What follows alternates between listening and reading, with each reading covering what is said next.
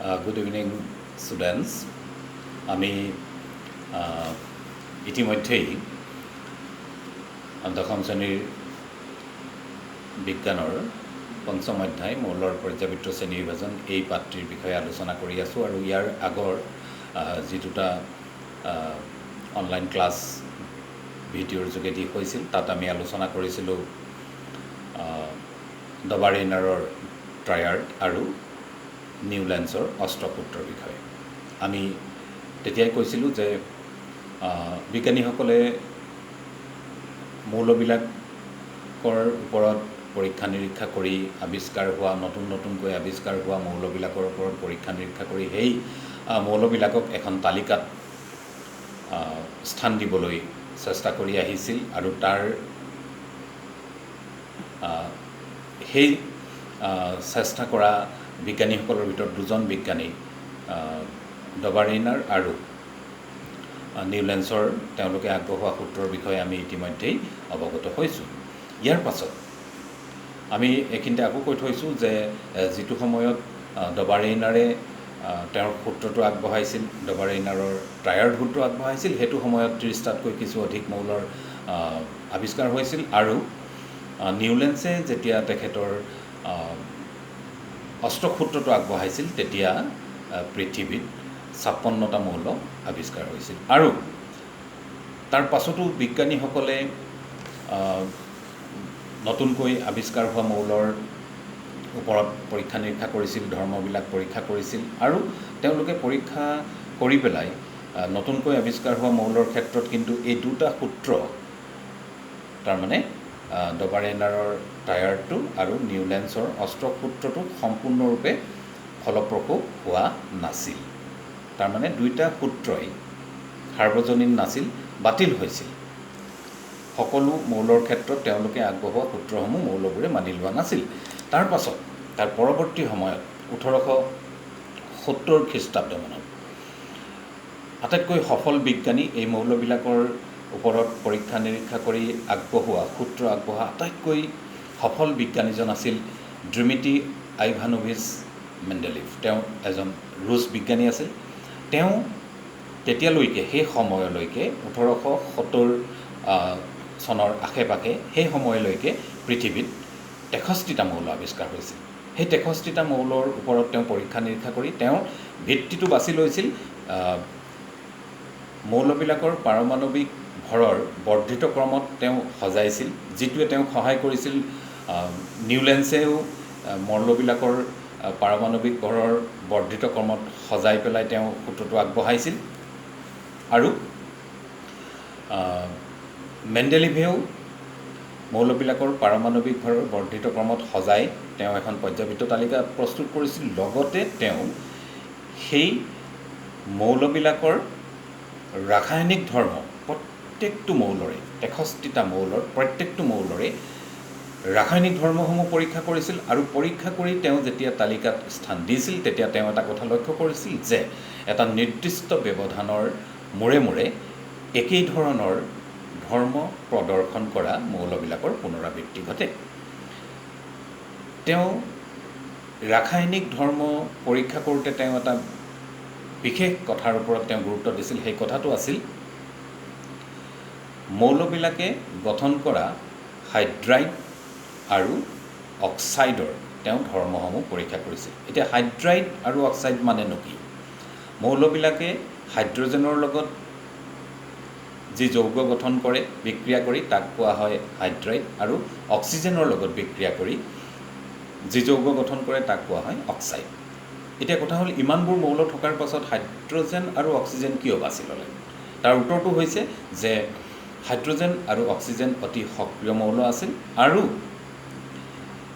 এই হাইড্ৰজেন আৰু অক্সিজেনে প্ৰায়ভাগ মৌলৰ লগতে যৌগ গঠন কৰাৰ এটা প্ৰৱণতা দেখুৱায়, যৌগ সহজতে গঠন কৰে। সেইবাবে মেণ্ডেলিভে আৱিষ্কাৰ হোৱা মৌলবিলাকে হাইড্ৰজেন আৰু অক্সিজেনৰ লগত কেনেধৰণে যৌগ গঠন কৰে তাৰ ৰাসায়নিক ধৰ্মসমূহ পৰীক্ষা কৰি তেওঁ এখন পৰ্যাবৃত্ত তালিকা প্ৰস্তুত কৰিছিল। আৰু এই তালিকাখন তোমালোকৰ কিতাপৰ 83 পেজ নম্বৰ 83 দিয়া আছে, তোমালোকে লক্ষ্য কৰি যোৱা। তাত লিখা আছে মেণ্ডেলিভৰ পৰ্যাবৃত্ত তালিকা। তেওঁ যি তালিকা প্ৰস্তুত কৰিছিল তাত কিছুমান থিয় কিছুমান ঘৰ আছিল, তোমালোকে লক্ষ্য কৰিলে দেখিবা, যাক কোৱা হয় বৰ্গ। ৰোমান সংখ্যাৰে লিখা আছে, তোমালোকে দেখিছানে? ৰোমান সংখ্যাৰ 1 2 3 4 এনেকৈ 8লৈকে লিখা আছে, তাৰ মানে 8টা বৰ্গ। থিয়কৈ থকা স্তম্ভবিলাকক কোৱা হয় বৰ্গ, আৰু পথালিকৈ ইংৰাজী আখৰেৰে 1 2 3 4 6লৈকে লিখা আছে পথালিকে, সেইকেইটা আছিল পৰ্যায়। এতিয়া সেই সময়লৈকে যিসকল বিজ্ঞানীয়ে মৌলবিলাকৰ ধৰ্মৰ ওপৰত পৰীক্ষা কৰি মৌলবিলাকক এখন তালিকাত অন্তৰ্ভুক্ত কৰাৰ চেষ্টা কৰিছিল, তাৰ ভিতৰত আটাইতকৈ কিন্তু সফল বিজ্ঞানী আছিল মেণ্ডেলিভ। তাৰ পৰৱৰ্তী সময়ত যিসকল বিজ্ঞানীয়ে মৌলৰ পৰ্যাবৃত্ত তালিকাত স্থান দিয়াৰ বাবে পৰীক্ষা নিৰীক্ষা কৰিছিল, এই ক্ষেত্ৰত কিন্তু মেণ্ডেলিভৰ পৰ্যাবৃত্ত তালিকাখনে বা মেণ্ডেলিভে আগবঢ়োৱা সূত্ৰবিলাকে তেওঁলোকক যথেষ্টৰূপে সহায় কৰিছে। বহুত মৌলৰ ক্ষেত্ৰত তেওঁ কিছু ভৱিষ্যতবাণীও কৰি থৈ গৈছিল। তেওঁ তালিকাখনত কিছুমান খালী ঠাই ৰাখি গৈছিল। মেণ্ডেলিভে তেতিয়ালৈকে আৱিষ্কাৰ হোৱা 63টা মৌলক তেওঁৰ পৰ্যাবৃত্ত তালিকাখনত স্থান দিলে, তেওঁ কিন্তু তাৰ মাজত কিছু মৌলক ভৱিষ্যতে আৱিষ্কাৰ হ'ব বুলি তেওঁ ভৱিষ্যতবাণী কৰিছিল, আৰু তাৰ কাৰণে সেই মৌলবিলাকক তেখেতৰ পাছৰ পৰ্যায়ত যিসকল বিজ্ঞানীয়ে পৰীক্ষা নিৰীক্ষা কৰিব ক'ত স্থান দিব তাৰ কাৰণে কিন্তু জেগাও ৰাখি গৈছিল। তোমালোকে পেজ নম্বৰ 83 একেবাৰে শেষৰ পেৰাগ্ৰাফটোলৈ আহি তোমালোকে চকু ফুৰোৱা। তলৰ পৰা 2 নম্বৰ শাৰীটো আছিল, একেটা বৰ্গত থকা পূৰ্বৱৰ্তী মৌলটোৰ নামৰ আগত সংস্কৃত শব্দ একা শব্দটো যোগ কৰি মেণ্ডেলিভে মৌলবোৰৰ নাম দিছিল। তাৰমানে খালী ঠাই ৰাখি যোৱা জেগাবিলাকত তেওঁ এটা সংস্কৃত শব্দ একা শব্দটো লগাই পেলাই তেওঁ ভৱিষ্যতবাণী কৰি গৈছিল। উদাহৰণস্বৰূপে দিছে, ইটো পৃষ্ঠাত আছে, অনাৱিষ্কৃত মৌল, তাৰমানে তেতিয়ালৈকে আৱিষ্কাৰ হোৱা নাছিল। কি দিছে নামকেইটা? স্কেণ্ডিয়াম, গেলিয়াম আৰু জাৰ্মেনিয়ামক মেণ্ডেলিভে কি কৰিছিল? একা বৰণ, একা এলুমিনিয়াম আৰু একা চিলিকন নাম দিছিল।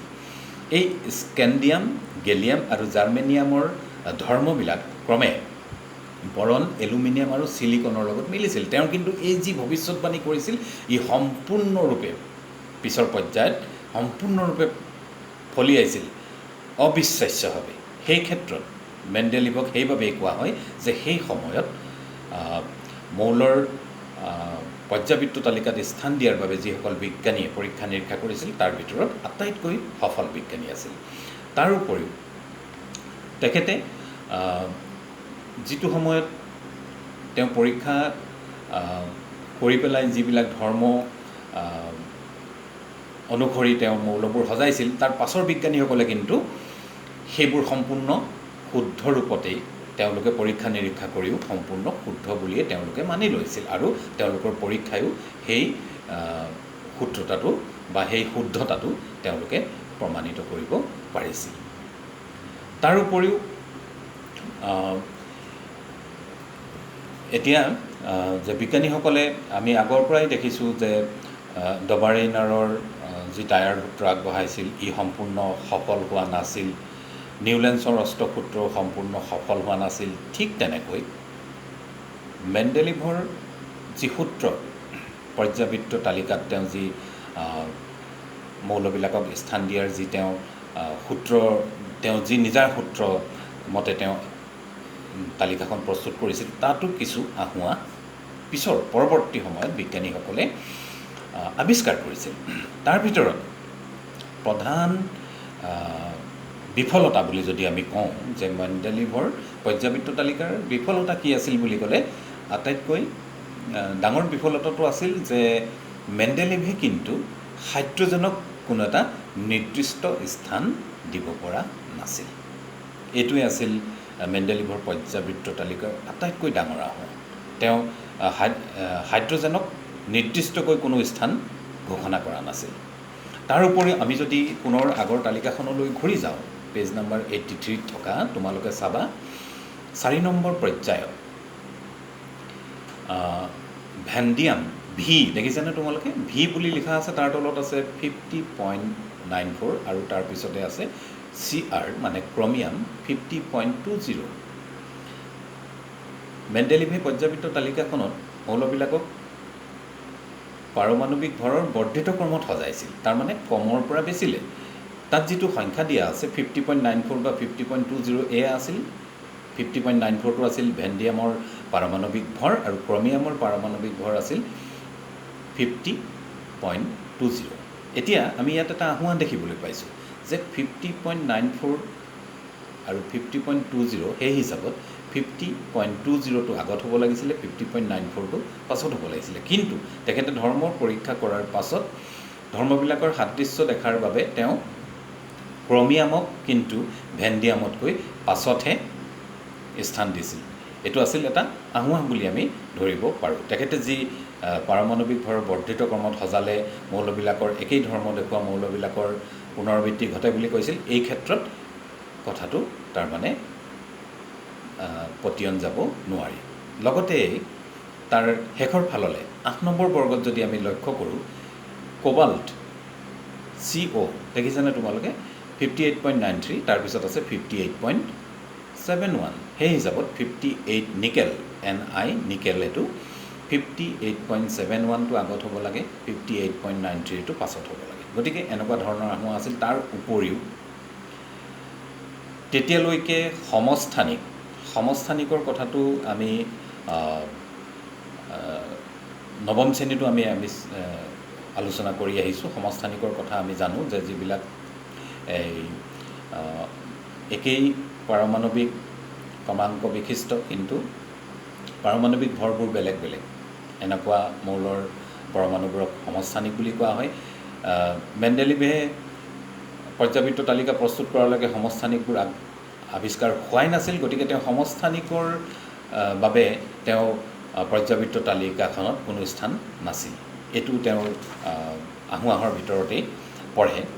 তো গতিকে প্ৰথমতে আছিল নভাৰেইনাৰ, তাৰপিছত আহিলে নিউলেন্স, তাৰপিছত আমি আজি পালোঁ মেণ্ডেলিভ। এই ধৰণে বিজ্ঞানীসকলে আৱিষ্কাৰ হোৱা মৌলবিলাকক এটা সুস্থিৰ ৰূপত এখন তালিকা প্ৰস্তুত কৰিবলৈ চেষ্টা কৰিছিল। তাৰ পাছতো মেণ্ডেলিভৰ পাছতো বিজ্ঞানীসকলে নতুনকৈ আৱিষ্কাৰ হোৱা মৌলবিলাকৰ ওপৰত পৰীক্ষা নিৰীক্ষা কৰি কেনেধৰণে মৌলবিলাকক সজাইছিল, এই কথাখিনি আমি ইয়াৰ পৰৱৰ্তী ক্লাছত, পৰৱৰ্তী শ্ৰেণীত আমি আলোচনা কৰিম। এতিয়ালৈকে যিখিনি কথা আলোচনা কৰা হ'ল, তোমালোকে পাঠটি কিতাপখন উলিয়াই তোমালোকে মনোযোগেৰে পঢ়িবা, আগ্ৰহেৰে পঢ়িবা, জানিবলৈ বুজিবলৈ চেষ্টা কৰিবা। ভাল লাগিব তোমালোকৰ। আৰু